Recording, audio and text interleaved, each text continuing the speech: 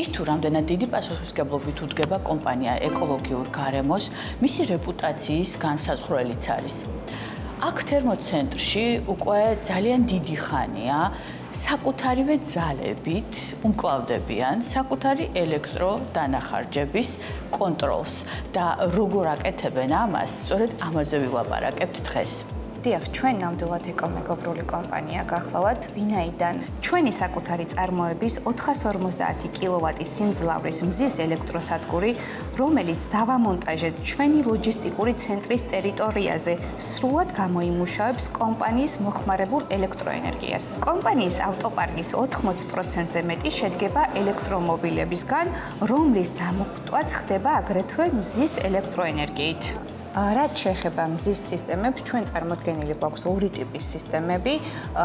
ერთი გახლავთ, რომელიც უზრუნველყოფს წყლის გაცხელებას, ხოლო მეორე გამოიმუშავებს ელექტროენერგიას, ანუ ფოტოვოლტაჟური. გარდა საკუთარი ელექტროენერგიისა, ასევე კომპანიას საკმაოდ დიდი პროექტები აქვს გაკეთებული მთელი საქართველოს მასშტაბით, რომელთა მოცულობამაც 1 მეგავატს გადააჭარბა. ჩვენს შოურუმში წარმოდგენილია არა მხოლოდ ძირითადი კომპონენტები, როგორიცაა მზის პანელები და ინვენტერები, არამედ სხვადასხვა აქსესუარები, რაც უზრუნველყოფს სრულ ციკლს, დაწყებული სამონტაჟო მასალებიდან და დამთავრებული მონიტორინგის და აღვრიცხვის ჭკვიანი დანადგარებით. რაც შეეხება მზის წყლის გამაცხელებელს, თერმოცენტრი მოსახლეობას თავაზობს ყველა იმ დანადგარს, რაც კი მსოფლიო ბაზარზე არის აპრობირებული. ჩვენთან ნახავთ როგორც რეზერვუარის დანადგარებს, ასევე მზის კოლექტორებს რეზერვუარის გარეშე, როგორც ვაკუუმურ, ასევე პანელურ კოლექტორებს.